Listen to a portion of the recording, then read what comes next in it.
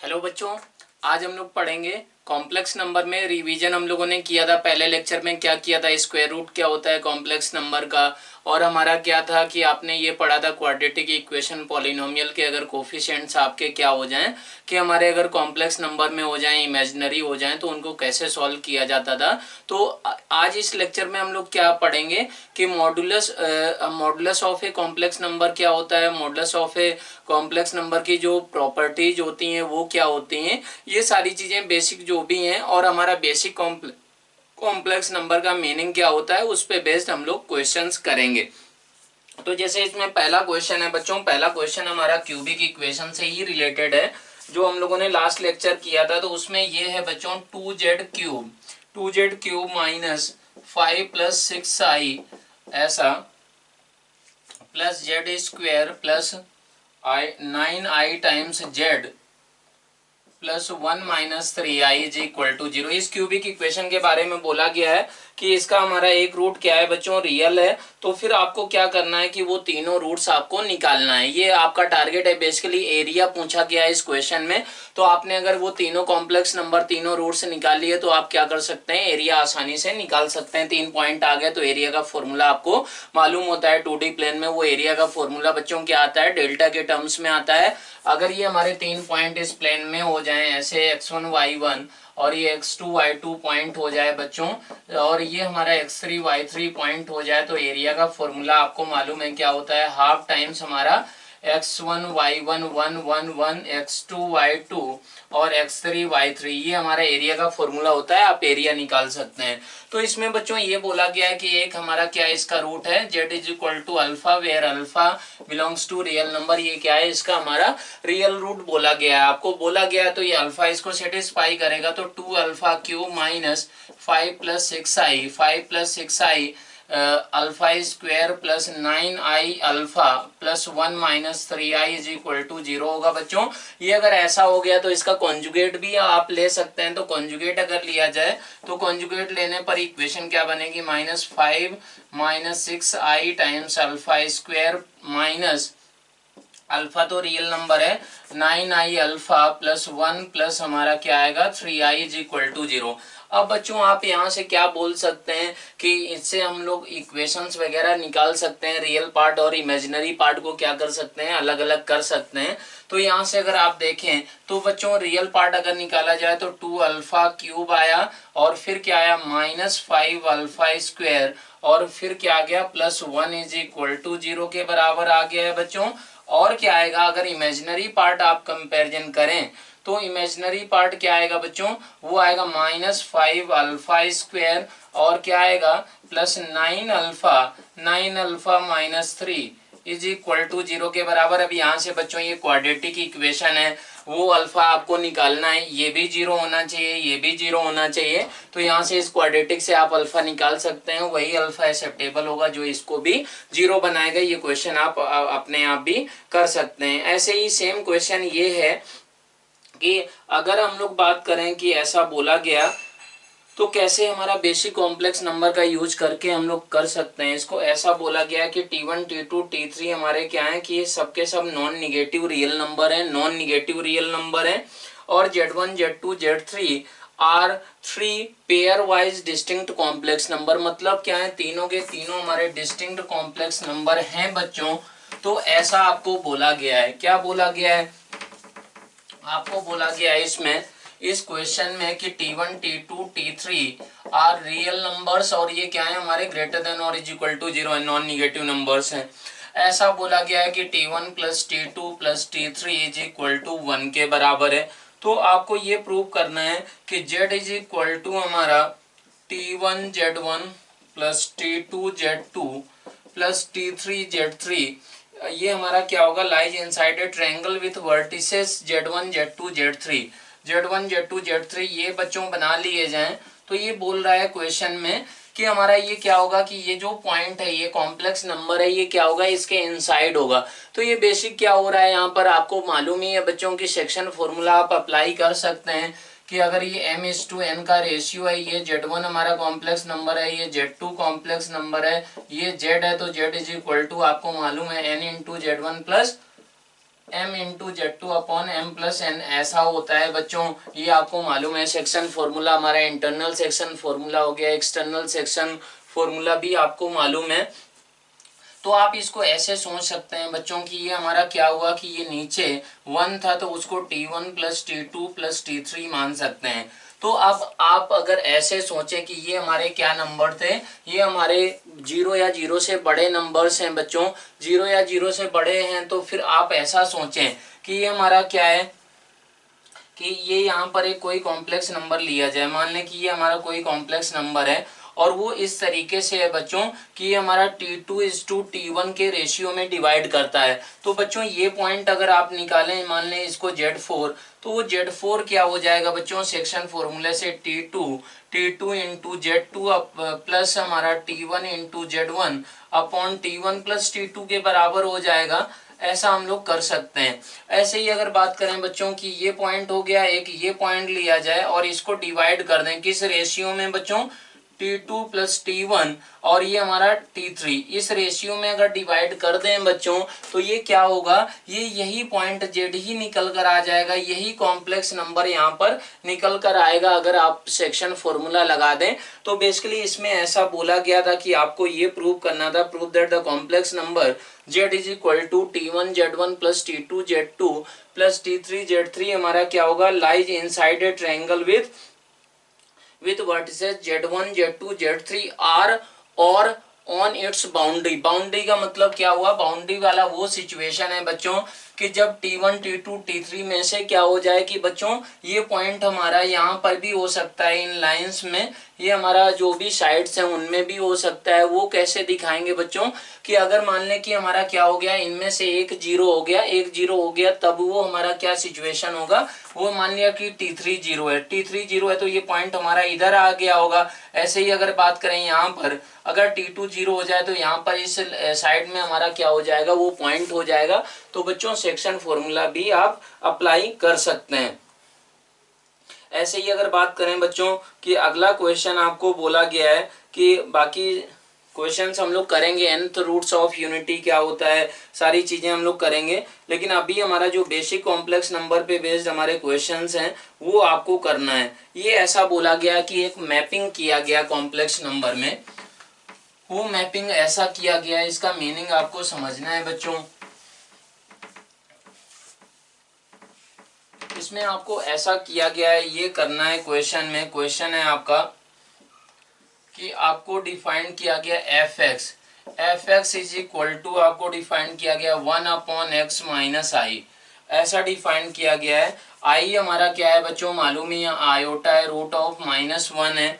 और क्या है बच्चों कि x हमारा क्या है, x belongs to real number है। ये मैपिंग किया गया है, ये मैपिंग किया गया ऐसा for all real number x, let the mapping F X is equal to ये 1/x minus I, where I is equal to if there exist real numbers a b c d for which fa fb fc fd form a square on the complex plane, find the area of square। इसका मतलब क्या हुआ कि fa fb FC हमारे और FD, ये हमारे ABCD क्या है, रियल नंबर्स हैं। ये क्या है कि ये अगर हमारे चार कॉम्प्लेक्स नंबर हैं तो ये अगर स्क्वायर बनाते हैं तो हमारा क्या है कि उसका एरिया क्या होगा बच्चों, ये आपको निकालना है। तो आप इसको कैसे करेंगे, क्या तरीका होगा, उसको आपको सोचना होगा। तो बेसिकली ये मैपिंग का मतलब ये है सिंपल सा कि बच्चों ये हमारा x क्या है, ये x एक पैरामीटर है। ये मैपिंग में हम लोग ऐसे समझ सकते हैं कि ये हमारा आर्गेंड प्लेन में कौन सा कर्व आएगा, कौन सा जेड आएगा, वो x plus capital X plus आई वाई ऐसा मान सकते हैं।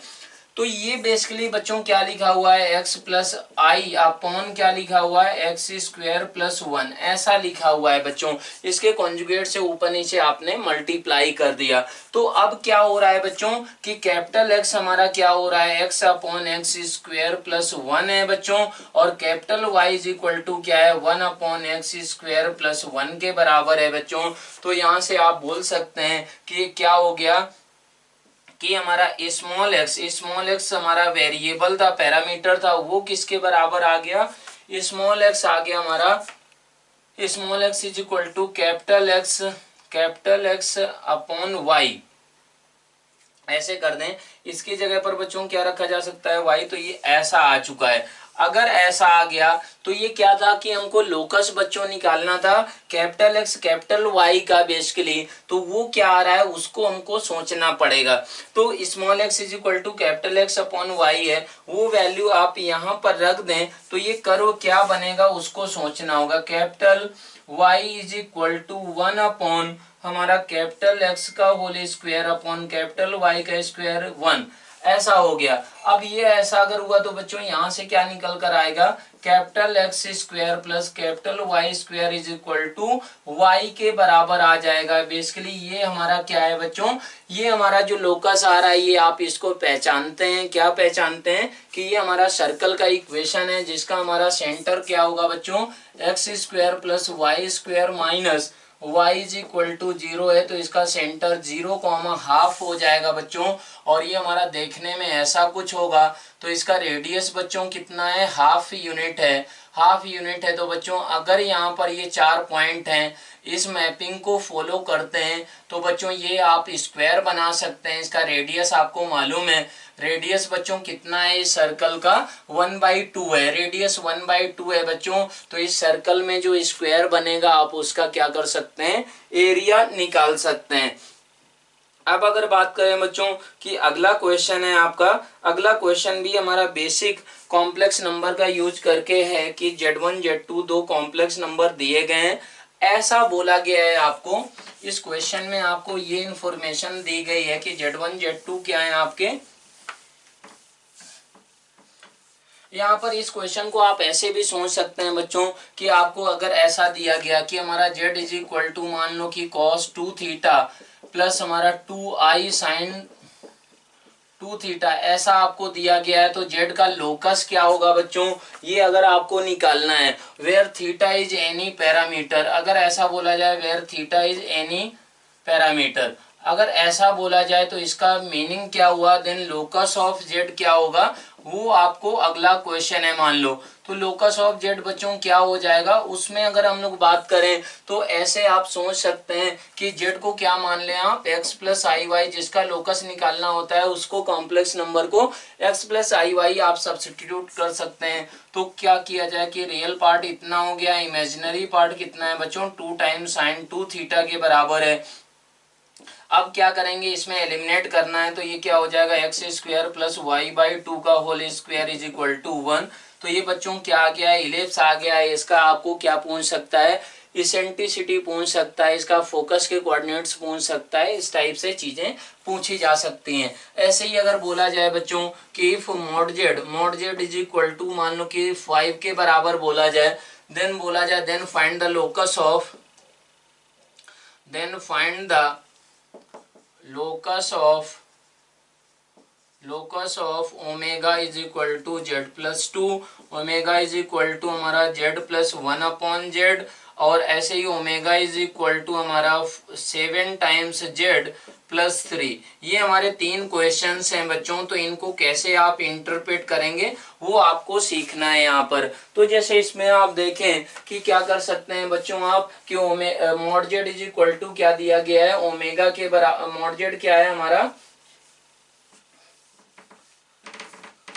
मॉड जेड हमारा 5 के बराबर दिया गया है। तो mod Z is equal to 5 का मीनिंग आपको बच्चों मालूम है, क्या मालूम है कि अगर ऐसा बोला जाता है, आप लोग ये पढ़ेंगे geometrical interpretation of a complex number. Geometrical interpretation क्या होता है बच्चों कि हमारा जैसे mod Z is equal to 5 दिया गया है, बेसिकली इसका मतलब क्या है मॉड जेड का कि जेड का 0 से डिस्टेंस किसके बराबर है बच्चों, 5 के बराबर है। तो ये हमारा क्या हो जाएगा, सर्कल हो जाएगा जिसका हमारा रेडियस क्या होगा, 5 यूनिट होगा। ऐसे ही अगर बच्चों बात करें कि हमारा modulus of Z minus I is equal to 2 बोला जाए, इसका मतलब क्या होगा कि जेड का 0,1 से डिस्टेंस 2 के बराबर है। तो ये भी बच्चों क्या होगा, सर्कल रिप्रेजेंट करेगा जिसका सेंटर 0,1 होगा, रेडियस 2 के बराबर होगा। ऐसे ही अगर बच्चों ऐसा बोला जाता है कि मॉडुलस ऑफ जेड माइनस जेड1, ये हमारा ऐसा बोला जाए कि ये लेस देन 2 और ग्रेटर देन 1, तो ये बच्चों क्या होगा, ये ऐसा हो जाएगा कि अगर z1 हमारा फिक्स्ड कॉम्प्लेक्स नंबर है तो ये 2 सर्कल्स हो गए, बेसिकली हमारा तो ये सर्कल, इन दोनों सर्कल के बीच का रीजन हमारा क्या रिप्रेजेंट करेगा, इसके थ्रू रिप्रेजेंट किया जाएगा। मतलब जेड एक ऐसा पॉइंट है जिसका हमारा Z1 एक फिक्स्ड पॉइंट से डिस्टेंस क्या है 1 से 2 के बीच में है। तो बच्चों ये फिक्स्ड पॉइंट Z1 हो गया, तो यहाँ से इसका डिस्टेंस 1 से 2 के बीच में हम लोग कर रहे हैं, तो ये रीजन आपका निकल कर आ जाएगा। ये हमारा रियल एक्सिस है बच्चों, ये कौन सा एक्सिस है, इमेजिनरी एक्सिस है। ऐसे ही अगर हम लोग बात करें कि आपको ये बोला जाए बच्चों कि आर्गुमेंट ऑफ हमारा ज्योमेट्रिकल इंटरप्रिटेशन क्या होता है, उसके बेसिक टर्म्स हम लोग देख लेते हैं। अगर बच्चों आर्गुमेंट हमारा क्या डिफाइंड था किसी भी कॉम्प्लेक्स नंबर का, आर्गुमेंट हमारा प्रिंसिपल आर्गुमेंट का अगर बात करें तो प्रिंसिपल आर्गुमेंट को बच्चों क्या भी बोलते हैं, एम्पलीट्यूड भी बोला जाता है, आप इसको याद कर सकते हैं। तो जैसे अगर बात करें कि हमारा कोई कॉम्प्लेक्स नंबर है तो इसका आर्गुमेंट बच्चों क्या होता है कि वो हमारा एक्स और वाई से हम लोग डिसाइड करते हैं कि वो हमारा कॉम्प्लेक्स नंबर जो भी पॉइंट है वो हमारा किस क्वाड्रेंट में, अगर फर्स्ट में होगा बच्चों तो वो हमारा कोई भी अगर, तो फिर एक्स और वाई क्या होंगे बच्चों, पॉजिटिव होंगे। तो ये हमारा क्या हो जाएगा बच्चों, ये एक्स और वाई पॉजिटिव हुए तो जो भी आर्गुमेंट आएगा उसका 0 से 90 के बीच में होगा। अगर वो सेकंड क्वाड्रेंट में कॉम्प्लेक्स नंबर हुआ तो उसका आर्गुमेंट बच्चों क्या हो जाएगा, उसका आर्गुमेंट हमारा हो जाएगा हमारा 90 से 180 के बीच में। अगर फोर्थ क्वाड्रेंट में हुआ बच्चों, अगर फोर्थ क्वाड्रेंट में होगा तो -90 से 0 के बीच में, और अगर थर्ड क्वाड्रेंट में हुआ बच्चों तो क्या होता है -180 से हमारा -180 से -90 के बीच में होता है बच्चों। तो हमारा जो प्रिंसिपल आर्गुमेंट होता है, आर्गुमेंट ऑफ जेड, तो वो हमारा कहाँ से कहाँ के बीच में होता है, आर्गुमेंट ऑफ जेड बच्चों कहाँ से कहाँ के बीच में डिफाइंड है, -पाई से क्लोज्ड इंटरवल +पाई। ये हमारा क्या है कि प्रिंसिपल आर्गुमेंट बच्चों डिफाइंड होता है। तो इस तरीके से क्या करते हैं आप क्वाड्रेंट के बेसिस पे निकालते थे। ऐसे ही अगर बात किया जाए बच्चों की आपको एक कॉम्प्लेक्स नंबर दिया गया है i की पावर i, इसका अगर आपको आर्गुमेंट निकालना है, इसका आर्गुमेंट ऑफ आई की पावर आई, तो फिर इसमें क्या करेंगे आप बच्चों, यूलर्स फॉर्म यूज करेंगे। आई को हम लोग यूलर्स फॉर्म में क्या लिख सकते हैं, ई की पावर आई π/2 लिखा जा सकता है बच्चों। अगर आई की पावर आई लिखा हुआ है तो उसका क्या मतलब हुआ, उसका मतलब हुआ ई की पावर आई π/2 की पावर हमारा क्या आई, ऐसा। तो ये क्या बन जाएगा बच्चों, e की पावर -π/2 बन जाएगा। ये हमारा क्या है बच्चों, रियल नंबर हो रहा है। तो रियल नंबर है तो इसका आर्गुमेंट पॉजिटिव रियल नंबर है तो उसका आर्गुमेंट बच्चों क्या हो जाएगा, वो हमारा 0 के बराबर हो जाएगा। मतलब ये हमारा कहाँ पर लाई करेगा, पॉजिटिव रियल एक्सिस इस तरफ हमारा ये पॉइंट लाई करेगा, ये तो कांस्टेंट है। और हमारा इसका मॉडुलस का बात करें तो मॉडुलस का वैल्यू e की पावर -π/2 के बराबर ही होगा। अब हम लोग यहाँ पर ये देखें कि और क्या बच्चों आपको आर्गुमेंट की क्या प्रॉपर्टी बताई गई थी। ये प्रॉपर्टी बताई गई थी कि argument of Z1 into Z2 क्या होता है बच्चों, argument of Z1 plus argument of Z2। लेकिन हमारा क्या करते हैं इसमें +2 के पाई करते हैं। क्यों किया जाता है कि अगर हमारा क्या हो कि argument of Z1 into Z2 हमको प्रिंसिपल आर्गुमेंट में बच्चों कन्वर्ट करना हो तो ये हमारा argument of Z1 plus argument of Z2 +2 के पाई इसलिए किया गया। इसकी सुटेबल वैल्यू आप के हमारा इंटीजर ये इस तरीके से सिलेक्ट करेंगे ताकि ये जो भी हमारे एंगल है वो एंगल हमारा -पाई से +पाई के बीच में कन्वर्ट हो जाए। तो के हमारा यहाँ पर क्या होगा बच्चों, के का कोई भी सुटेबल वैल्यू लिया जाएगा ताकि argument of Z1 into Z2 का जो वैल्यू निकल कर आए वो प्रिंसिपल आर्गुमेंट में निकल कर आए। इसी तरीके से बच्चों argument of Z1 upon Z2 is equal to क्या था बच्चों, argument of Z1 minus argument of Z2 ऐसा था और +2 के पाई किया गया था। फिर से यहाँ पर 2 के पाई इसलिए किया गया है क्योंकि अगर इसका हमको प्रिंसिपल आर्गुमेंट निकालना हो तो वो सुटेबल वैल्यू कहाँ से निकल कर आ जाएगी, वो हमारी के 2 के पाई का मल्टीपल अगर ऐड करें या सब्ट्रैक्ट करें के की हमारी इंटीग्रल वैल्यूज ली जाए तो वो वहां पर इसके लिए किया गया था। ऐसे ही अगर बात करें बच्चों कि argument of Z bar, argument of Z bar क्या होता है बच्चों, minus time argument of z ऐसा होता है। तो ये भी आपको मालूम ही है। जेड बार क्या होता था बच्चों, जेड बार होता था आपका एक्स एक्सिस के अबाउट रिफ्लेक्शन ले लिया जाता था उस पॉइंट का, जो भी वो कॉम्प्लेक्स नंबर के द्वारा रिप्रेजेंट किया जाता था। तो ये बेसिक प्रॉपर्टीज आपको आर्गुमेंट की मालूम होंगी। अब हम लोग अगर बात करेंगे modulus of a complex number, तो मॉडुलस क्या होता है बच्चों, आपको ये मालूम ही है कि जेड अगर हम लोग क्या माने, z is equal to x plus I y माने, z is equal to x plus I y माना जाए, तो मॉडुलस ऑफ जेड क्या होता है बच्चों, X square plus Y square का स्क्वायर रूट होता है। तो मॉडुलस की बच्चों प्रॉपर्टीज भी होती हैं। क्या प्रॉपर्टीज होती हैं कि modulus of Z one plus Z two is always less than और is equal to modulus of Z one plus Z two, और ये किससे भी बड़ा होता है, modulus of Z one minus modulus of Z two से ये हमेशा बड़ा होता है और इससे हमेशा छोटा होता है। अब आपको इसमें क्या बोला जाएगा बच्चों कि ये हमारा modulus of Z one plus Z two is equal to modulus of Z one plus modulus of Z two, ये कब होता है बच्चों, तो इसको आप ज्योमेट्रिकली सोच सकते हैं। कैसे ज्योमेट्रिकली सोचा जाता है बच्चों, कि अगर ये जेड वन है आपका, ये जेड टू है बच्चों, ये जेड टू है, ये जेड वन है बच्चों, तो आप क्या करते हैं, पैरेललोग्राम लॉ फॉलो करता है ये। तो आप यहाँ पर अगर बनाए ऐसे, तो ये पॉइंट हमारा क्या होता है बच्चों, ये पॉइंट हमारा बना जो, तो वो Z one plus Z two represent करता है बच्चों। ये हमारा ये प्लस ये, तो ये हमारा क्या होता है बच्चों, ये जो डायगोनल है पैरेललोग्राम का वो Z one plus Z two represent करता है। तो अब इसमें ऐसा बोल दिया गया है बच्चों कि हमारा ये डायगोनल का लेंथ, इसका मैग्नीट्यूड इज इक्वल टू किसके बराबर है, ये प्लस ये इसके बराबर है। तो इसका बेसिकली सिंपल सा ये मीनिंग हुआ बच्चों कि जो भी ओरिजिन वो इस, अगर ये ऐसा ट्रू होता है कि modulus of Z one plus Z two is equal to modulus of Z one plus modulus of Z two, तो इसका मतलब origin Z one Z two will be collinear. ये हमारे क्या होंगे कि कोलिनियर तो होंगे ही बच्चों, and Z one and Z two will be in same side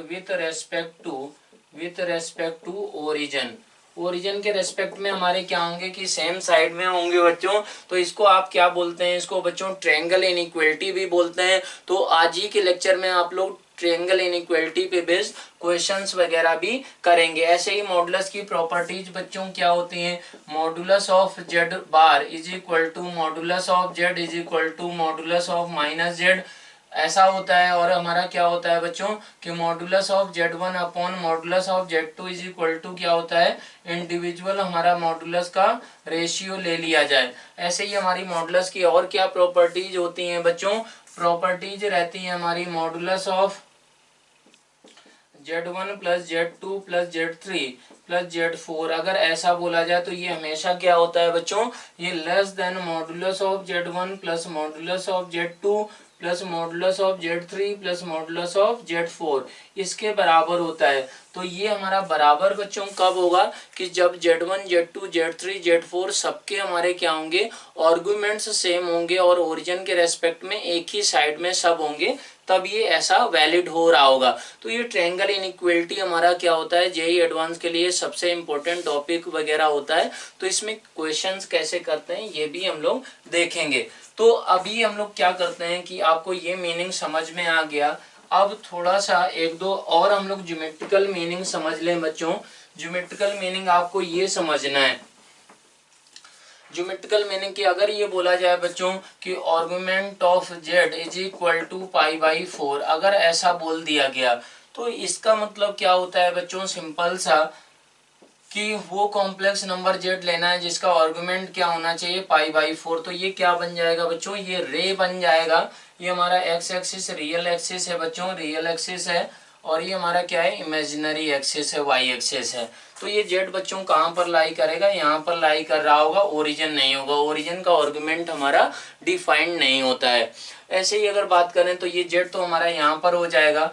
अगर ये बोला जाए कि आर्गुमेंट ऑफ हमारा Z is equal to three pi by four है, तो वो बच्चों कहाँ पर होगा, वो इस तरफ हमारा, इस तरफ का रे ये ऐसे करके ऐसा चला गया होगा, ये क्या रिप्रेजेंट करेगा, argument of Z is equal to 3π/4 करेगा। तो ऐसा बोला जाए, क्या कोई ऐसा एक कॉम्प्लेक्स नंबर है जिसका ऐसा बोला जाए कि if argument of Z is equal to π/4 है और argument of Z is equal to 3π/4 है, तो ये कोई भी कॉमन हमारा जेड निकल कर नहीं आ रहा है, कोई भी कॉमन जेड नहीं है जो इन दोनों को एक साथ सेटिस्फाई करे। ऐसे ही अगर बात करेंगे बच्चों, ऐसा बोला जाए आपको कि argument of z-1 is equal to अगर 3π/4 बोला जाए, तो ये इसका क्या मीनिंग होगा? इसका सिंपल सा ये मीनिंग होगा बच्चों कि ये z एक ऐसा पॉइंट है कि z- है। हम लोग यहाँ पर ऐसे देखें कि अगर दो कॉम्प्लेक्स नंबर, ये z1 है, ये z2 है बच्चों, तो हमारा z2 - z1 जो होता है वो क्या होता है बच्चों? वो हमारा इस तरफ ये वेक्टर के तरीके से आप इसको ट्रीट कर सकते हैं। This vector starts from z1 and ends at z2। तो ये हमारा z2 - z1 का मतलब क्या हुआ कि हमारा ये z2 पे हमारा क्या होगा कि हमारा एंड रो हमारा यहाँ पर एंड हो रहा होगा। ऐसे ही यहाँ पर अगर बात करें तो ये ऐसा करना है कि ये 1 पॉइंट हो गया 1,0 बच्चों, तो जेड इस तरीके से होना है ताकि हमारा क्या होना चाहिए? आर्गुमेंट 3π/4। तो बच्चों ये क्या होगा? हमारा लाइन ऐसा हो जाएगा, तो ये जेड हमारा क्या होगा? इसको छोड़कर इस पॉइंट को यहाँ पर कहीं आएगा, तो ये क्या होगा बच्चों? ये argument of z-1 is equal to 3π/4 के लिए जेड का लोकस क्या होगा? इस तरफ हमारा ये एक क्या होगा कि इस तरफ ये रे हो जाएगा, इसको रे बोलते हैं। ओनली एक ही डायरेक्शन में ये हमारा है। ऐसे ही अगर बात करें बच्चों कि आर्गुमेंट ऑफ, अगर आपको बोल दिया जाए कि argument of z -1 upon argument of z+1 is equal to π/4 है, इसका क्या मीनिंग होगा? आर्गुमेंट ऑफ अगर आपको बोला जाए z-1 upon z+1 is equal to π/2 बोल दिया जाए, इसका मीनिंग क्या होगा ये भी आपको समझना है। तो ये आप कैसे समझेंगे, कैसे चीजों को अप्लाई किया जाएगा, उसको आपको यहाँ पर देखना है कि इनका क्या मीनिंग है। तो ये छोटे छोटे चीजें ही मिक्स करके ये हमारा ज्योमेट्रिकल इंटरप्रिटेशन पे ज्यादा क्वेश्चंस रहते हैं। तो इसमें बच्चों अगर आप इसका मीनिंग समझें तो वो क्या आएगा, वो आपको देखना है। तो इसमें आपको रोटेशन थ्योरम बच्चों मालूम होना चाहिए। रोटेशन थ्योरम क्या होती है उसको आप यहाँ पर तुरंत आपको पढ़ाई जा चुकी है, बस उसका स्टेटमेंट कैसे, उसका क्या मीनिंग है वो आप यहाँ पर समझ सकते हैं। अगर ये हमारा रियल एक्सिस है, ये हमारा इमेजिनरी एक्सिस है, वाई एक्सिस है बेसिकली, तो हमारा क्या है कि अगर ये हमारा z1 पॉइंट है कोई, और ये हमारा z2 पॉइंट है, और ये हमारा कोई z3 पॉइंट है, तो हम लोग ऐसा बोल सकते हैं बच्चों, ऐसा बोला जा सकता है कि ये अगर एंगल अल्फा है, अल्फा हमारा क्या है कि एंटी क्लॉकवाइज सेंस में हम लोग ले रहे हैं, तो एंटी क्लॉकवाइज सेंस में पॉजिटिव एंगल लिया जाता है। तो बेसिकली अल्फा को हम लोगों ने पॉजिटिव लिया, तो ऐसे इसको लिखा जा सकता है बच्चों कि z3 - z1 upon z2 - z1 is equal to हमारा क्या होगा? Modulus of z3 - z1 upon z2 - z1 e की पावर i अल्फा। ऐसे आप, ये रोटेशन थ्योरम है बच्चों। ये रोटेशन थ्योरम कैसे आई है इसको आपको एक्सप्लेन किया गया था कि ये हमारा नीचे जो नंबर है, ये नीचे हमारा पहले तो ये कॉम्प्लेक्स नंबर, इसको ओवरऑल एक आप जेड मान सकते हैं। तो ये जो भी हमारा z इज इक्वल टू ये कॉम्प्लेक्स नंबर है, ये कैसे आया होगा, क्या हुआ होगा? तो बच्चों अगर ये इसके बराबर है तो इसका मैग्नीट्यूड क्या होगा बच्चों? मॉडुलस क्या होगा? तो मॉडुलस का अगर बात करें तो मॉडुलस होगा, तो इसका हमारा e की पावर i अल्फा, e की पावर i अल्फा का मॉडुलस बच्चों क्या होता है? 1 के बराबर होता है। e की पावर i अल्फा बच्चों किसके बराबर होता है? ये होता है आपका cos alpha plus i sin alpha. तो अगर इसका मैग्नीट्यूड आप मॉडुलस निकालेंगे तो वो 1 के बराबर हो जाएगा बच्चों। तो इस तरीके से ये आपको इसका मॉडुलस हमारा 1 होता है, तो यहाँ पर भी आप मॉडुलस लेंगे तो 1 आएगा। तो बेसिकली ये मॉडुलस तो होना ही चाहिए। अब ये जो आर्गुमेंट है इस कॉम्प्लेक्स नंबर z का वो किसके बराबर लिया गया है बच्चों, अल्फा के बराबर। तो बेसिकली रोटेशन थ्योरम हम लोग एंगल पॉजिटिव कब लेते हैं कि हमारा ये फाइनल वेक्टर हम लोग मानते हैं, ये फाइनल हमारा वेक्टर है बच्चों, और ये इनिशियल वेक्टर है, इनिशियल वेक्टर से नीचे रखते हैं हम लोग और फाइनल वेक्टर क्या रखते हैं, ऊपर रखते हैं। तो ये हमारा रोटेशन थ्योरम का स्टेटमेंट है। अब ये रोटेशन थ्योरम को बच्चों एप्लीकेशन ऐसे हो सकता है, ऐसे आप सोचें पहले, ये हमारा Z1 है बच्चों, ये हमारा क्या है Z2 है, ये एंगल आपका अल्फा है। तो आप ऐसे सोचेंगे बच्चों कि हमारा ये अगर ये अल्फा एंगल है बच्चों, तो इसमें आप ऐसे सोचें Z2 minus 0/Z1 is equal to क्या होगा बच्चों, ये हमारा होगा मैग्नीट्यूड ऑफ Z2/Z1 e की पावर i अल्फा। इसको ऐसे भी आप लिख सकते हैं, इनके सारी चीजें ये आपको पहले ही बताई जा चुकी हैं, आप क्लास नोट्स वगैरह देख सकते हैं। तो ये रोटेशन थ्योरम में आपको बस ये याद रखना है कि जो ऊपर होता है वो इंड रे होता है आफ्टर रोटेटिंग, मतलब जो फाइनल पोजीशन होता है वो हमारा ऊपर रहता है और जो इनिशियल होता है वो ये रहता है।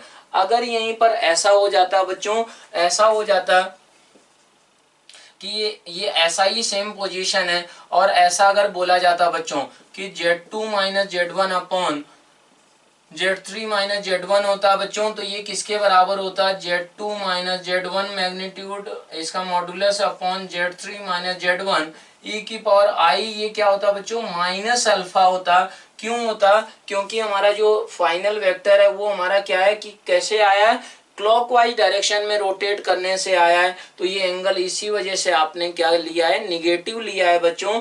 ऐसे अब ये आपको e की पावर i अल्फा, e की पावर i अल्फा का आपको मैग्नीट्यूड बच्चों 1 के बराबर मालूम था। तो ये आप देख सकते हैं कि 1 प्लस e की पावर i अल्फा, इसका मैग्नीट्यूड किसके बराबर होगा बच्चों, ये आपको सोचना है। तो इसका वैल्यू e की पावर i अल्फा किसके बराबर होता था बच्चों, वो होता था cos alpha plus i sine alpha, इसके बराबर होता था। तो ये क्या आ जाएगा बच्चों 1 प्लस cos अल्फा प्लस हमारा आई साइन अल्फा, इसका मैग्नीट्यूड आपको निकालना है। इसका वैल्यू बच्चों किसके बराबर होता है, इसका value 2 cos square alpha by 2 होता है। और इसका वैल्यू क्या रहता है, इसका रोटेशन थ्योरम वगैरह में मैग्नीट्यूड ऑफ मतलब मॉडुलस ऑफ 1 प्लस ई की पावर आई अल्फा यूज होता है बच्चों, और ई की पावर आई अल्फा माइनस 1 इसका भी हमारा मॉडुलस क्या होता है, ये यूज होता है। तो इसको आप यहाँ पर डायरेक्टली देख सकते हैं। अब साइन अल्फा को 2 times I sine alpha by 2 cos alpha by 2 भी बच्चों लिख सकते हैं। तो ये आपका ये नंबर बन गया, इसमें से 2 कॉस अल्फा बाई 2 ये हमारा क्या हो गया बच्चों, ये आपका हमारा मॉडुलस का वैल्यू निकल कर आ गया। क्यों, क्योंकि ये बाहर आ जाएगा, बाकी क्या बन जाएगा e की पावर आई अल्फा बाई 2, तो इसका हमारा मॉडुलस का वैल्यू ये हो चुका है। ऐसे ही अगर e की पावर आई अल्फा माइनस 1 होगा बच्चों, तो उसका जो हमारा मॉडुलस का वैल्यू होता है वो किसके बराबर होता है बच्चों, 2 टाइम्स साइन मॉडुलस ऑफ हमारा 2 टाइम्स साइन अल्फा बाई 2 के बराबर होता है। तो ये आपको रोटेशन थ्योरम का मीनिंग समझ में आया। ये हमारा इसका मॉडुलस का वैल्यू क्या होता है, इसका मॉडुलस का वैल्यू क्या होता है, ये सारी चीजें आपको समझ में आ गई। लेकिन हमारा टारगेट क्या था बच्चों कि इन दोनों स्टेटमेंट्स को समझना। इसमें आपको ऐसा नहीं करना है कि ये हमारा क्या किया पाई बाई 2 है तो इसको सर्कल ही डायरेक्ट बना दिया, ये सर्कल नहीं होगा बच्चों, ये सेमी सर्कल होगा। तो कॉम्प्लेक्स नंबर में जो ज्योमेट्रिकल इंटरप्रिटेशन है, तो सर्कल और सेमी सर्कल में दोनों में डिफरेंस है, एक लाइन और एक रे में दोनों में डिफरेंस है। उस चीज को आपको माइंड में रखना होता है।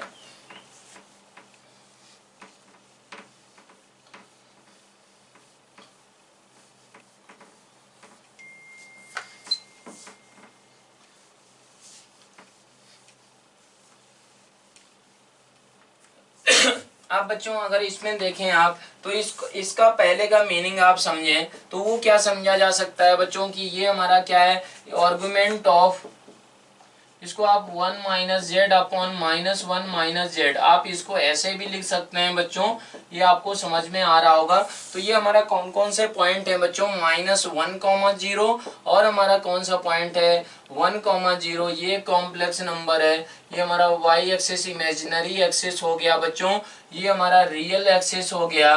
अब इसमें क्या किया गया है कि जेड इस तरीके से है कि ऐसे आप सोचें कि फाइनल क्या है बच्चों कि 1 माइनस हमारा जेड है। 1 माइनस जेड का मतलब क्या हुआ कि जेड मान लें कि इस तरफ कहीं पर है, इस तरफ अगर जेड होगा बच्चों तो हम लोग ऐसे सोचें कि हमारा ये कैसे रोटेट किया गया होगा, ये ऐसे करके ऐसे रोटेट किया गया, आर्गुमेंट हमारा पॉजिटिव दिया गया है, इसका मतलब ये जो ऊपर है तो बच्चों ये कैसे आया होगा, ये एंटी क्लॉकवाइज सेंस से हमारा ये जो फाइनल हमारा ये वेक्टर आया है ये ऊपर रहा होगा, और ये हमारा जो है इनिशियल वेक्टर -1 माइनस जेड वो हमारा डिनोमिनेटर में है। तो बच्चों इसका मतलब हुआ जेड हमारा आपका क्या होगा, इसी तरफ होना पड़ेगा।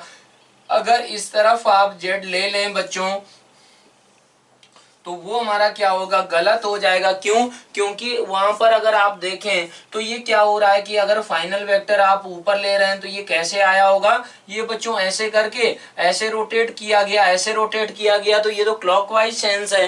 क्लॉकवाइज सेंस में वो एंगल क्या लिया जाता है बच्चों, माइनस में लिया जाता है, मतलब आर्गुमेंट निगेटिव होगा। तो यहाँ पर अगर बात करें पॉजिटिव दिया गया था तो ये जेड सिर्फ इस तरफ होगा बच्चों।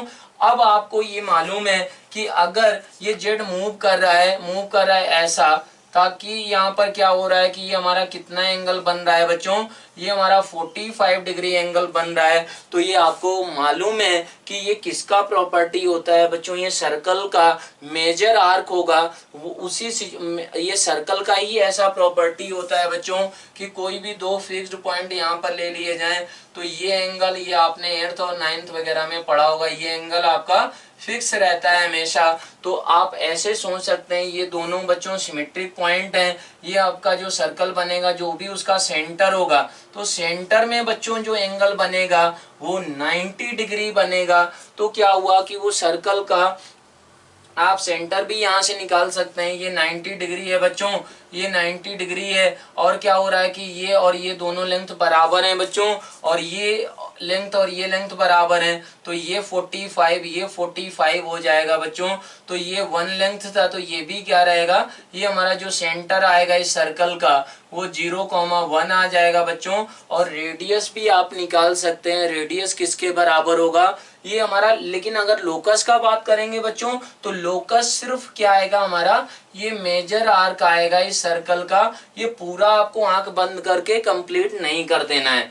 ऐसे ही अगर बच्चों बात करें कि आर्गुमेंट ऑफ ये, इसका क्या मतलब हुआ, ये फिर से आर्गुमेंट पॉजिटिव दिया गया है बच्चों, तो पॉजिटिव दिया गया है तो ये कैसा रहा होगा, ये -1,0 पॉइंट है, ये 1,0 पॉइंट है, तो ये जेड इस तरफ ही आया होगा। और ये हमारा अगर बोला जा रहा है 90 डिग्री बन रहा है यहाँ पर एंगल, ये 90 डिग्री है, तो बच्चों उसका क्या प्रॉपर्टी होता है कि वो हमारा क्या होगा बच्चों, सेमी सर्कल होगा। सेमी सर्कल होगा जिसका सेंटर, तो ये क्या रिप्रेजेंट करेगा बच्चों, सेमी सर्कल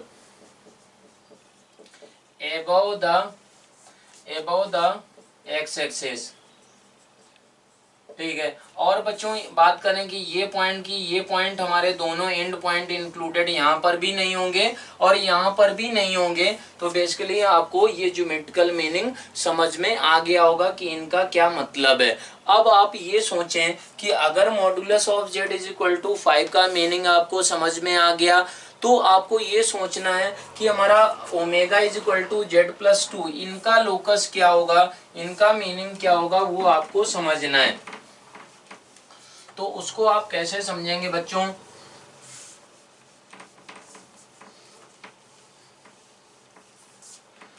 तो मॉड z = 5 का मतलब क्या हुआ बच्चों, ये सर्कल होगा 5 रेडियस का जिसका सेंटर क्या होगा बच्चों, ओरिजिन होगा।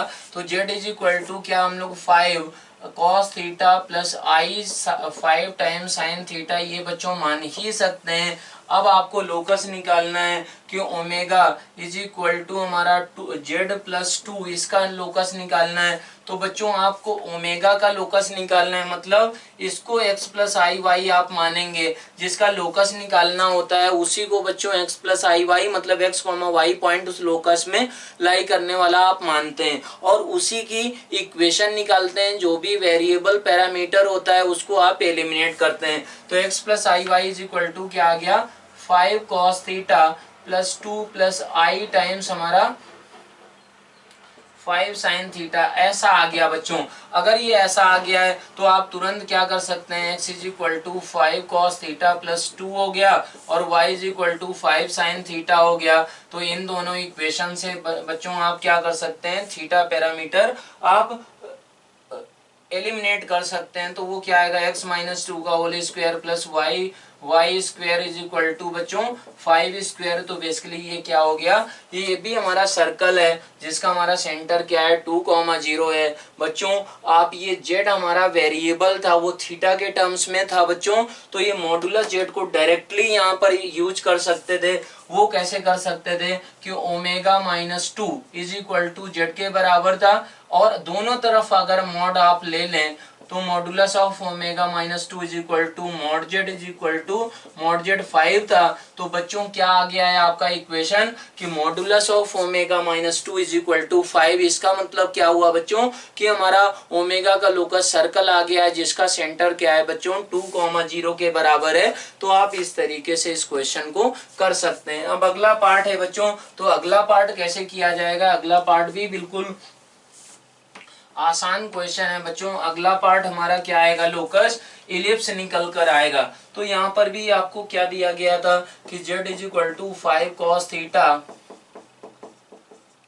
प्लस आई 5 sin थीटा, ऐसा दिया गया था बच्चों। और ओमेगा इज इक्वल टू क्या दिया गया, ओमेगा का लोकस निकालना है z प्लस 1/z। तो इसका मतलब सिंपल सा ये हुआ बच्चों कि इसमें आप ये सोच सकते हैं कि mod z is equal to 5, इसका यूज आपको करना होगा। तो z into z bar is equal to क्या होता है बच्चों, ये हमारा मॉडुलस z के स्क्वायर के बराबर, वो 25 के बराबर हो जाएगा। तो यहाँ पर आप ऐसे करें, z को 5 cos theta plus I 5 sin theta, और ये प्लस ये हमारा क्या किया जा सकता है, नीचे 25 कर लिया गया। इसमें जेड बार और जेड बार से ऐसे मल्टीप्लाई कर दिया, जेड इंटू जेड बार 25 होता है बच्चों। तो ये 5 cos थीटा और ये माइनस आई 5 sin थीटा, ऐसा आ गया बच्चों। तो आप यहाँ पर क्या करें, इसको ओमेगा को x प्लस आई वाई मान लें। यहाँ पर अगर आप थीटा को एलिमिनेट कर देंगे तो क्या निकल कर आएगा बच्चों, एलिमिनेट करना आपको आता है कि x is equal to 5 cos theta plus ये क्या आएगा cos थीटा अपॉन 5, ऐसा रहेगा बच्चों। और y इज इक्वल टू क्या आएगा 5 sin theta minus 5 sin theta upon 25, ऐसा रहा होगा। तो ये थीटा आप आसानी से एलिमिनेट कर सकते हैं। वो एलिमिनेट होके क्या आएगा बच्चों, लोकस, वो ओमेगा का लोकस इलिप्स आपका निकल कर आ जाएगा। अब बच्चों क्या है, तीसरा क्वेश्चन है बच्चों। तो तीसरा क्वेश्चन आप कैसे कर सकते हैं, तीसरा भी बिल्कुल आसान है। तीसरा क्वेश्चन क्या है बच्चों, ओमेगा इज इक्वल टू हमारा है 7z माइनस 3। इसका मतलब क्या हुआ बच्चों, 7z प्लस 3 है तो ये बन गया omega minus 3 is equal to 7z। आपको modulus z is equal to 5 दिया गया है बच्चों।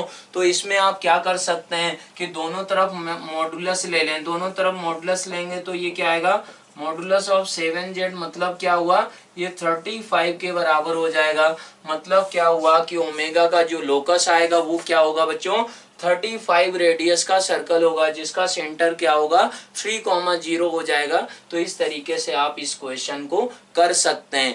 तो ये आपको समझ में आ गया कि बच्चों ये लोकस का क्या मतलब था। ऐसे ही लोकस से रिलेटेड अब छोटे छोटे और हम लोग कुछ पार्ट पढ़ते हैं। तो बच्चों सर्कल का हमारा अगर ऐसा इक्वेशन लिखा जाए बच्चों कि modulus of z minus z naught is equal to, अगर ऐसा बोला जाए बच्चों कि r के बराबर है, तो ये क्या होता है बच्चों, ये सर्कल को रिप्रेजेंट करता है। तो ये सर्कल रिप्रेजेंट करता है। तो बच्चों जनरल इक्वेशन ऑफ हमारा जनरल इक्वेशन ऑफ सर्कल क्या होती है उसको आपको समझना पड़ेगा।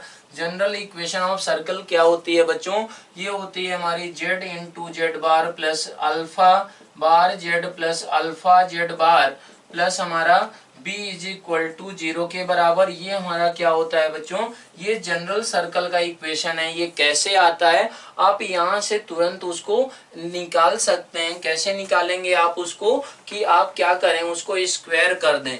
स्क्वायर करेंगे तो क्या होगा बच्चों, स्क्वायर करने पर ऐसा आएगा बच्चों की modulus of Z minus z nought का whole square is equal to r square के बराबर। ऐसा आ गया बच्चों, तो ये क्या आएगा, इसका वैल्यू होता है आपका z minus z nought into हमारा z bar minus z not bar, ऐसा होता है बच्चों। अगर ये ऐसा होता है तो फिर आप ऐसे सोच सकते हैं बच्चों कि ये क्या आएगा, इनको सिंप्लीफाई करने पर z bar minus z nought z bar minus z not bar z plus हमारा z nought into z not bar, ऐसा आ गया है निकल कर। तो आप बच्चों देख सकते हैं कि ये Z bar minus z not bar z और माइनस हमारा क्या है कि जेड नॉट जेड बार, और ये क्या आ गया प्लस जेड नॉट, ये ऐसा z not bar minus r square is equal to 0 के बराबर।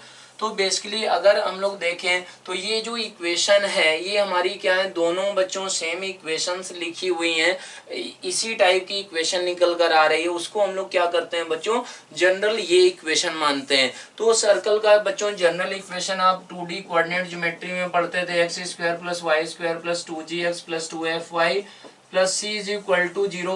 तो ये वही सर्कल है बच्चों, बस रिप्रेजेंट करने का तरीका क्या है, कॉम्प्लेक्स नंबर फॉर्म में आपने रिप्रेजेंट कर दिया है। तो जैसे बच्चों जेड इंटू जेड बार, ये आपको जेड पॉइंट बच्चों क्या होता है, जनरल जेड पॉइंट हमारा कार्टेशियन प्लेन में, इसमें हमारा आर्गेंट प्लेन बोलते हैं कॉम्प्लेक्स नंबर में, उस एक्स वाई प्लेन को आर्गेंट प्लेन बोला जाता है। तो z is equal to x plus I y होता है बच्चों। तो ये क्या निकल कर आएगा, ये हमारा आएगा x square plus Y square, actual में वो वही फॉर्म है। तो आपको कभी भी जब भी ये हमारा सर्कल वगैरह के क्वेश्चन रहते हैं, स्ट्रेट लाइन के क्वेश्चन होते हैं, तो वो बहुत ही आसान कॉम्प्लेक्स नंबर में क्वेश्चन होते हैं। बस वो देखने में हो सकता है आपको लगे कि आप ना समझ पाए, लेकिन उसमें डरना नहीं आपको। जब आपने कोऑर्डिनेट ज्योमेट्री में सब कुछ सर्कल का टेंजेंट, पेयर ऑफ टेंजेंट्स, हमारा कॉर्ड ऑफ कॉन्टेक्स्ट, सारी चीजें पढ़ लिया है, तो ये तो फिर बहुत ही आसान चीजें ही इसमें आपसे पूछेगा। तो ये तो क्या हो गया। अब यहाँ से बच्चों कंपैरिजन भी आप कर सकते हैं, या फिर क्या कर सकते हैं कि इस फॉर्म को आप इस फॉर्म में भी कन्वर्ट कर सकते हैं। वो बच्चों कैसे करेंगे उसको हम लोग यहाँ पर देखते हैं। तो अगर आप क्या करें बच्चों, इसमें ऐसा करें कि जेड बार था plus alpha bar z plus alpha z bar इजी प्लस हमारा इसमें alpha bar is equal to बच्चों, यहाँ पर ये अल्फा बार ऐड कर लें और ये माइनस बी, ऐसा आ गया बच्चों। तो ये क्या बन जाएगा, ये इसमें से और इसमें से बच्चों जेड अगर कॉमन लें तो z bar plus alpha bar ऐसा बन गया। यहाँ से अल्फा अगर कॉमन लें तो z bar plus alpha bar बन गया is equal to alpha bar minus b, ऐसा बन गया बच्चों। अल्फा यहाँ पर क्या है बच्चों, अल्फा हमारा कॉम्प्लेक्स नंबर है, बी हमारा यहाँ पर क्या होता है बच्चों, बी हमारा प्योरली रियल नंबर होता है। ये जो इक्वेशन है आपकी सर्कल की, अल्फा क्या है बच्चों, अल्फा बिलोंग्स टू हमारा क्या है, कॉम्प्लेक्स नंबर, ये हमारा कॉम्प्लेक्स नंबर है बच्चों। और हमारा बी क्या होता है, रियल नंबर होता है। बेसिकली ये क्या है बच्चों, ऐसे आप समझ सकते हैं कि जेड इंटू जेड बार क्या हुआ, x square plus Y square हो गया, और ये हमारा 2gx plus 2fy plus c is equal to क्या होगा, ये होगा बच्चों। तो ये एक्चुअल में क्या होता है कि general equation of straight line in complex number form बात करें तो वो क्या होती है बच्चों, वो अल्फा बार जेड और alpha z bar plus b is equal to 0, यही हमारा क्या होता है बच्चों, general equation of straight line होती है बच्चों। ये general equation of straight line in complex number form. अब इसमें हमारा b कैसे हमारा रियल होता है उसको भी हम लोग देखेंगे, उसमें भी क्वेश्चंस करेंगे। परपेंडिकुलर डिस्टेंस का फॉर्मूला बच्चों क्या होता था कि अगर ये हमारा एक स्ट्रेट लाइन है आर्गेंट प्लेन में और ये पॉइंट है बच्चों, मान लें कि ये पॉइंट है आपका कोई z1, तो z1 से ये हमारा परपेंडिकुलर डिस्टेंस जो इस स्ट्रेट लाइन का अगर निकाला जाए बच्चों तो वो किसके बराबर होता था, वो फॉर्मूला आता था मॉडुलस ऑफ हमारा alpha bar Z1 plus alpha Z1 बार प्लस बी अपॉन हमारा क्या होता था 2 टाइम्स मॉडुलस ऑफ अल्फा। ये बच्चों क्या होता था, अगर इसको लेमडा माने डिस्टेंस को, तो लेमडा इज इक्वल टू ये भी निकल कर आता था। अब अगर इसमें आप देखें कि आप यहाँ पर क्या कर रहे थे कि इस जनरल इक्वेशन ऑफ सर्कल को किस फॉर्म में कन्वर्ट कर रहे थे, इस फॉर्म में, ताकि आप उसका सेंटर निकाल पाए, उसका आप रेडियस निकाल पाए। तो ये बच्चों अगर इसके फैक्टर आप देखें तो ये क्या हो रहा है, z plus alpha into z bar plus alpha bar, ऐसा बन गया। तो ये बच्चों ये क्या लिखा हुआ है, ये तो लिखा हुआ है modulus of z plus alpha का whole square is equal to alpha alpha bar minus b लिखा हुआ है। तो बच्चों ऐसे आप सोच सकते हैं यहाँ पर कि modulus of z plus alpha is equal to क्या आ गया, square root of alpha alpha bar minus b. तो ये बच्चों क्या हुआ, इस फॉर्म में कन्वर्ट होके आ गया है। तो इस सर्कल का जो सेंटर निकल कर आया बच्चों, वो सेंटर क्या है बच्चों, इसका सेंटर है बच्चों माइनस अल्फा। अल्फा हमारा कॉम्प्लेक्स नंबर था बच्चों, ये क्या होगा, सेंटर माइनस अल्फा हो गया। रेडियस बच्चों क्या हो गया, रेडियस इसका फॉर्मूला आप याद रखते हैं, modulus alpha square minus b का स्क्वायर रूट, ये हमारा रेडियस होता है। तो इस सर्कल, ये जो भी जनरल सर्कल की इक्वेशन है आपको, तो उसका रेडियस बच्चों क्या हो गया, square root of modulus of alpha square minus b के बराबर। और इसका बच्चों जो सेंटर हुआ वो माइनस अल्फा होता है। माइनस अल्फा का मतलब आप ऐसे सोच सकते हैं कि अगर आपको ये दिया जाए, मान लो कि आपको दिया गया, ऐसा दिया गया है कि जेड बार प्लस हमारा 1 प्लस आई into z bar plus 1 minus आई इंटू जेड प्लस, अगर मान लो कि ऐसा दिया गया, ये 1 इज इक्वल टू 0। ये आपको बच्चों ये क्या रिप्रेजेंट करता है, ये सर्कल रिप्रेजेंट करता है। और क्या है कि बच्चों z इंटू जेड बार है, तो आप z को क्या ले सकते हैं, x प्लस आई वाई ले लें, और फिर क्या होगा कि x प्लस आई वाई रख दें बच्चों। तो ये क्या होगा, इस फॉर्म में सर्कल ये कन्वर्ट होके आ जाएगा। तो कोई वो दिक्कत की बात नहीं है। लेकिन अगर इसका रिजल्ट आपको डायरेक्ट याद है, तो हमारा जो अल्फा होता था, अल्फा बच्चों किसका कोफिशिएंट है, अल्फा जेड बार का कोफिशिएंट है। तो उसका, लेकिन यहाँ पर ये आपको याद रखना है कि जेड इंटू जेड बार का कोफिशिएंट 1 लिया गया है। यहाँ पर अगर 2 होगा बच्चों, तो 2 से आपको डिवाइड भी करना पड़ेगा, तब आप वो सेंटर सही निकाल पाएंगे, नहीं तो कैलकुलेशन में गलती हो जाएगी। तो बच्चों यहाँ पर अगर बात करें कि हमारा जेड बार का कोफिशिएंट क्या है, ये अल्फा होता है बच्चों, तो सेंटर इसका क्या होगा बच्चों, सेंटर हो जाएगा -1 माइनस आई। ये हमारा क्या होगा, इस सर्कल का सेंटर हो जाएगा।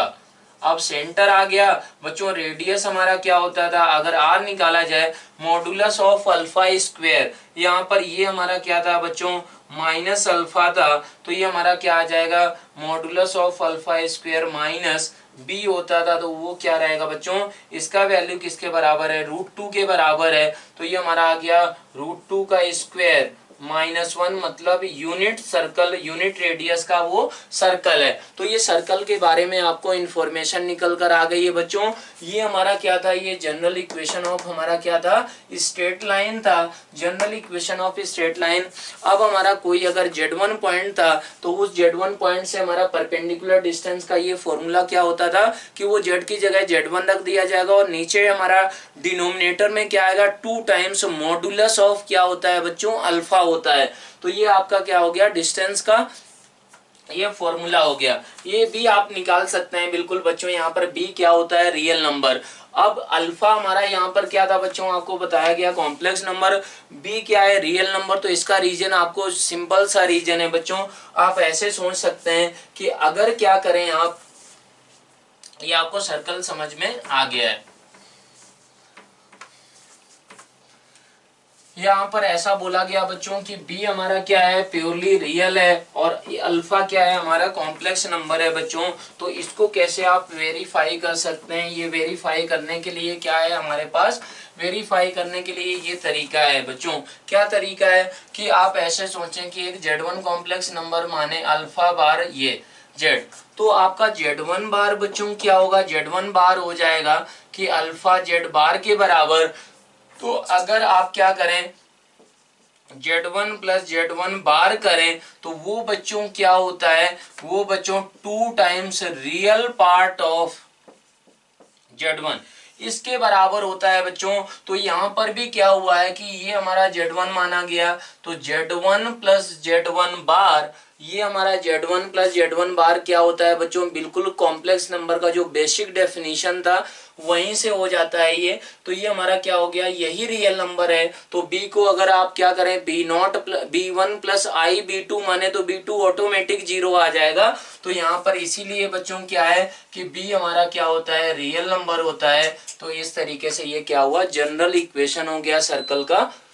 जनरल इक्वेशन किसका, सॉरी बच्चों, ये जनरल इक्वेशन किसका हो गया, स्ट्रेट लाइन का हो गया। अब क्या है बच्चों कि आपको ये कॉम्प्लेक्स स्लोप हमारा क्या होता है उसको भी आप यहाँ पर देख सकते हैं आसानी से, कि जैसे हमारे क्या है कि Z1 और Z2 को ज्वाइन करने वाली जो लाइन है, Z1 और Z2 को ज्वाइन करने वाली लाइन, इसका इक्वेशन बच्चों क्या होता है उसको आपको देखना है। तो उसका इक्वेशन, ये इमेजिनरी एक्सिस हो गया बच्चों, ये हमारा क्या हो गया, एक्स एक्सिस हो गया। तो Z1 और Z2 अगर ये दो पॉइंट हैं तो हमारा कॉम्प्लेक्स स्लोप का डेफिनेशन क्या है, क्या डिफाइन किया गया है, उसी को हम लोग पढ़ते हैं। वो डेफिनेशन ये है, complex slope of line a b is equal to क्या होता है बच्चों, Z2 minus Z1 upon Z2 minus Z1 बार। ये हमारा क्या है, कॉम्प्लेक्स स्लोप लाइन का डिफाइंड किया गया है। तो कॉम्प्लेक्स स्लोप हमारा क्या है बच्चों, वो भी हमारा क्या है कि वो एक हमारा कॉम्प्लेक्स नंबर है बच्चों। कॉम्प्लेक्स नंबर है, यूनिमॉड्यूलर है। यूनिमॉड्यूलर का बच्चों क्या हुआ, मीनिंग यूनिमॉड्यूलर का मतलब हुआ कि उसका मॉडुलस का वैल्यू बच्चों किसके बराबर है, वो बच्चों 1 के बराबर है। क्यों, क्योंकि हम लोग देख सकते हैं, ये हम लोगों ने मॉडुलस में प्रॉपर्टी पढ़ा है कि modulus of Z is equal to modulus of Z bar, इसके बराबर भी होता है। तो अब यहाँ पर बात करें कि अगर ये एंगल बच्चों थीटा है तो फिर हमारा जो कॉम्प्लेक्स स्लोप है बच्चों, तो उसका एंगल क्या होगा। तो ये बच्चों इसको क्या लिखा जा सकता है, इसका आर्गुमेंट हमारा क्या होगा, इसका आर्गुमेंट होगा बच्चों, इसका आर्गुमेंट मान लें कि अगर थीटा के बराबर है तो इसका आर्गुमेंट क्या होता है बच्चों, इसका आर्गुमेंट होता है माइनस थीटा। तो अगर ये ऊपर चला गया तो फिर क्या हो जाएगा कि इस कॉम्प्लेक्स स्लोप का जो हमारा आर्गुमेंट होगा वो 2 times argument of Z2 minus Z1, ऐसा आप बोल सकते हैं कि अगर हमारा कॉम्प्लेक्स स्लोप जो भी है वो लाइन अगर ये 45 एंगल बना रहा है तो जो कॉम्प्लेक्स स्लोप होगा वो कितना बच्चों एंगल बना रहा होगा, वो 90 बना रहा होगा। अगर बच्चों ये लाइन हमारा 30 डिग्री एंगल बना रहा है तो जो कॉम्प्लेक्स स्लोप अगर है, कॉम्प्लेक्स नंबर को देखा जाए वो कितना एंगल बनाएगा बच्चों, उसका आर्गुमेंट कितना होगा, वो 60 डिग्री हो जाएगा। इस एंगल से भी आप उस कॉम्प्लेक्स स्लोप को समझ सकते हैं। अब ये Z1 और Z2 को ज्वाइन करने वाली लाइन का इक्वेशन क्या होता है बच्चों, वो आप बिल्कुल आसानी से ऐसे निकाल सकते हैं कि आप क्या करें कि Z कोई भी पॉइंट यहाँ पर होगा, जेड कोई भी पॉइंट यहाँ पर होगा या फिर यहाँ पर होगा या फिर यहाँ पर होगा बच्चों। तो आप इसको ऐसे सोचें बच्चों कि कॉम्प्लेक्स नंबर में आपको बताया गया है कि आप इसको वेक्टर के तरीके से ट्रीट कर सकते हैं। तो आप दो वेक्टर जनरेट करें, एक वेक्टर है Z माइनस Z1 और दूसरा वेक्टर लिया जाए बच्चों Z2 माइनस Z1। तो ये हमारा क्या होगा, दोनों कोलिनियर वेक्टर्स होंगे। कोलिनियर वेक्टर का मतलब हुआ T यहाँ पर क्या है बच्चों, रियल नंबर है। तो ये Z minus Z1 is equal to T times हमारा Z2 माइनस Z1, ऐसा लिखा जा सकता है। अगर ये एक वेक्टर है, ये एक वेक्टर है, दोनों हमारे क्या हैं, पैरेलल वेक्टर्स हैं, तो फिर हमारा ऐसे ही ये लीनियर, एक दूसरे के लीनियर कॉम्बिनेशन में रिप्रेजेंट किया जा सकता है बच्चों। तो T हमारा रियल नंबर है, तो ये हमारा Z minus Z1 upon Z2 minus Z1 is equal to हमारा T हो गया बच्चों। T हमारा कैसा नंबर है, T तो रियल नंबर है। क्यों रियल नंबर है, क्योंकि हमारे ये क्या होंगे, ये दोनों वेक्टर्स के तरीके से अगर इनको ट्रीट करें तो दोनों हमारे क्या हैं कि हमारे एक दूसरे के लीनियर कॉम्बिनेशन में रिप्रेजेंट किए जा सकते हैं। दोनों कोलिनियर वेक्टर्स हैं, दोनों पैरेलल वेक्टर्स हैं। तो फिर हमारा यहाँ पर t अगर क्या है, t belongs to real number है बच्चों, t हमारा क्या है, रियल नंबर है, तो फिर क्या होगा कि ये जो भी कॉम्प्लेक्स नंबर है ये हमारा प्योरली रियल हो गया। तो इसी का कॉन्जुगेट क्या होगा बच्चों, इसी का कॉन्जुगेट हमारा इसके बराबर हो जाएगा, वो हो गया Z2 बार Z1 बार। ऐसा। अब इसको आप दूसरे तरीके से भी बच्चों ऐसे देख सकते थे कि ये Z2 minus Z1 upon Z2 bar minus Z1 bar is equal to क्या लिखा हुआ है, Z minus Z1 upon Z bar minus Z1 bar, ऐसे लिखा हुआ है। अब क्या किया गया है, बेसिकली ये इक्वेशन आने का बच्चों मतलब ये हुआ कि क्या किया आपने, एक यहाँ से कॉम्प्लेक्स स्लोप लिया और एक यहाँ से कॉम्प्लेक्स स्लोप लिया। ये हमारा, ये मूविंग पॉइंट को मान लें आप P पॉइंट मान लें, तो ये हमारा PA की हेल्प से आपने कॉम्प्लेक्स स्लोप लिया, तो क्या किया, दोनों का कॉम्प्लेक्स स्लोप बराबर कर दिया भाई। अब वो तीनों पॉइंट एक ही लाइन में कोलिनियर हैं, तो फिर क्या होगा कि कोई भी दो पॉइंट लें उनसे कॉम्प्लेक्स स्लोप करें स्ट्रेट लाइन का, तो दोनों को बराबर कर देंगे। तो यही हमारा क्या होगा कि जेड का बच्चों लोकस हो जाएगा। तो ये बच्चों क्या है, ये इक्वेशन ऑफ आपकी क्या हो जाएगी, स्ट्रेट लाइन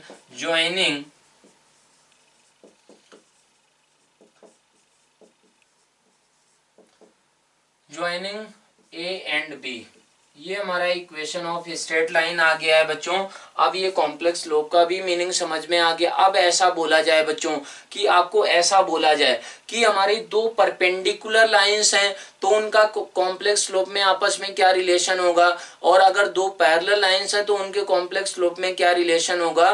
तो वो ऐसा होता है बच्चों कि इफ, ये आपको समझ में आ गया,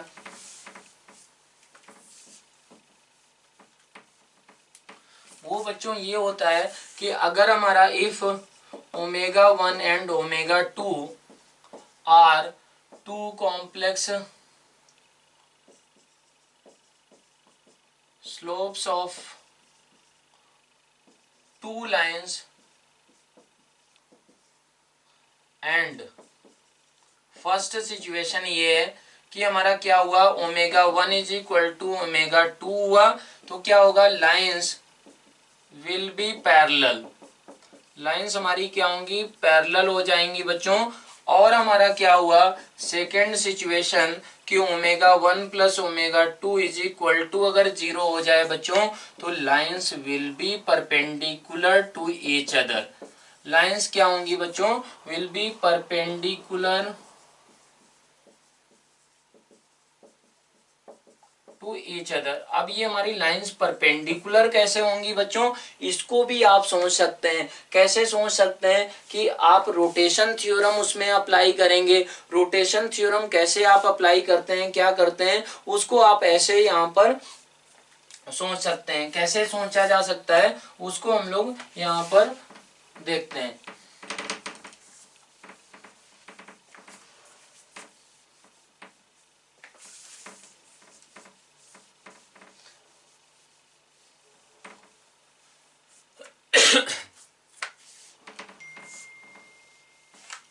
क्या किया गया बच्चों, ये दो लाइंस आपकी बनी हुई हैं, दो लाइंस ये हैं, एक लाइन ये। मान लो कि इस लाइन में हमारे Z3 Z4 पॉइंट हैं और इसमें बच्चों क्या पॉइंट है, इसमें पॉइंट है आपका Z1 Z2 पॉइंट है। तो बच्चों ये लाइन मान लें कि हम लोग L1 लाइन है, ये बच्चों L1 इज इक्वल टू 0, ये बच्चों कौन सी लाइन है, L2 इज इक्वल टू 0। ये हमारी क्या है, रियल एक्सिस है, ये इमेजिनरी एक्सिस है बच्चों।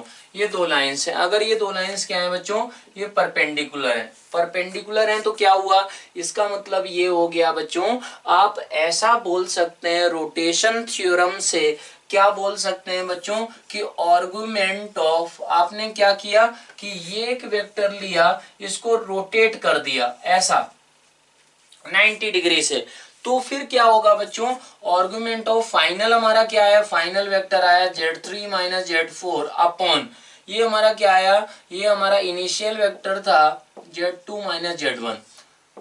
अब ये आर्गुमेंट हमारा क्या हो जाए कि अगर बच्चों π/2 के बराबर कर दिया जाए या फिर -π/2 कर दिया जाए तो क्या होगा बच्चों कि हमारा ये 2 पॉइंट थे, ये 2 पॉइंट थे। अब क्या हुआ कि बच्चों यहाँ पर इससे ऐसे रोटेट किया गया, तो 90 डिग्री अगर रोटेट करें तो आर्गुमेंट हमारा कितना होगा, और ऑटोमेटिक हमारा π/2 होगा।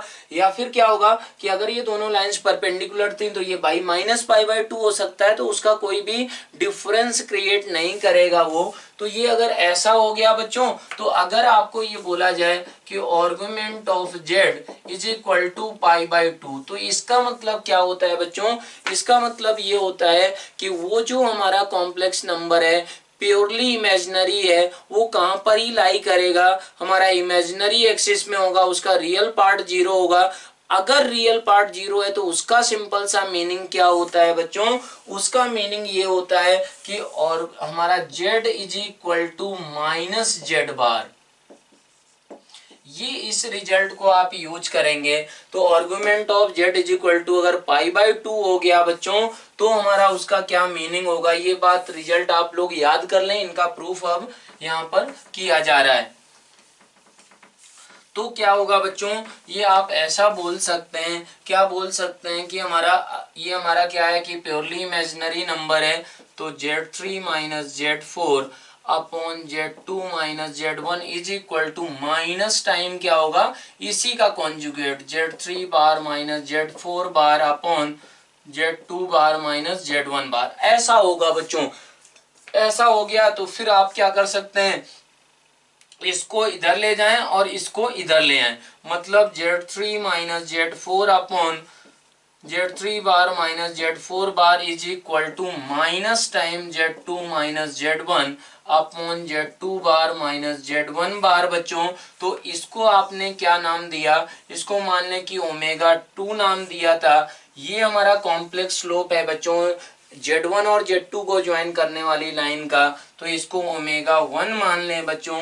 तो क्या आ चुका है आपका कि कॉम्प्लेक्स स्लोप का सम जो होगा वो हमारा 0 के बराबर होगा if the given two lines are perpendicular. तो हमारा क्या होगा, कॉम्प्लेक्स स्लोप का सम हमारा 0 के बराबर होता है। और पैरेलल के केस में आपको बच्चों मालूम ही है कि अगर ये दो लाइंस आपकी क्या बन जाए कि पैरेलल ऐसे करके ऐसे बन जाए, तो फिर उस सिचुएशन में क्या हो रहा होगा, उस सिचुएशन में आप देख सकते हैं बच्चों कि ये z1 और z2 को ज्वाइन करने वाली लाइन है, ये z3 z4 को ज्वाइन करने वाली लाइन है।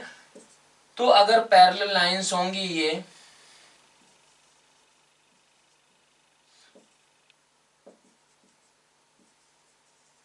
इसको रियल एक्सिस कॉम्प्लेक्स नंबर में बोलते हैं, वो एक्चुअल में एक्स एक्सिस ही के तरीके से होता है बच्चों। तो यहाँ पर आप देख सकते हैं कि अगर ये पैरेलल लाइन होंगी तो इनके जो कॉम्प्लेक्स स्लोप होंगे बच्चों, वो कैसे आप क्या कर सकते हैं, वो कैसे हमारा दोनों बराबर होंगे, ये भी आप रीजन जान सकते हैं। वो कैसे आप जानेंगे बच्चों, वो आप इस तरीके से सोचें। अगर ये पैरेलल लाइन है तो हम लोग ऐसे सोचें कि एक वेक्टर लिया जाए आर्गुमेंट ऑफ हमारा z4 minus z3 upon z2 minus z1 ऐसे लिया जाए। अब क्या है कि अगर ये पैरेलल लाइंस हैं बच्चों, तो इसका आर्गुमेंट और इसका आर्गुमेंट हमारा क्या होगा बच्चों कि सेम होगा, या फिर क्या होगा कि 180 का डिफरेंस होगा, ऐसा ही हो सकता है बच्चों।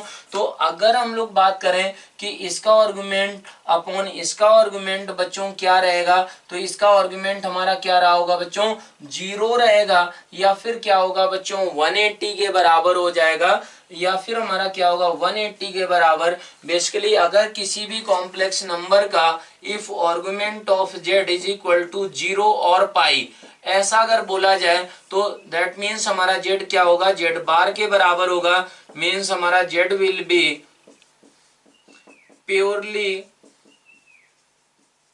Purely real number. ये हमारा क्या होगा बच्चों, ये हमारा प्योरली रियल नंबर होगा। प्योरली रियल नंबर होगा तो आप यहाँ पर ऐसे बोल सकते हैं कि z4 minus z3 upon z2 minus z1 is equal to z4 bar upon z2 bar minus z1 bar, ऐसा होगा। इसको इधर ले आए, इसको इधर, इसको इधर, तो ये आ गया बच्चों z4 minus z3 upon z4 bar minus z3 bar is equal to क्या होगा बच्चों z2 minus z1 upon z2 bar minus z1 bar. तो ये हमारा बच्चों क्या हो गया, ये कॉम्प्लेक्स स्लोप है Z1 और Z2 को ज्वाइन करने वाली लाइन का, और ये किसका स्लोप है हमारा बच्चों, Z3 और Z4 को ज्वाइन करने वाली लाइन का। तो ये बच्चों क्या हो गया, आपको ज्योमेट्रिकल जो भी हमारे टर्म्स यूज होंगे, जो भी चीजें यूज होंगी, तो इस लेक्चर में आपने क्या देखा, ये ज्योमेट्रिकल इनका मीनिंग क्या था। अब आगे के सारे लेक्चर्स में आपको क्वेश्चंस वगैरह ही कराए जाएंगे।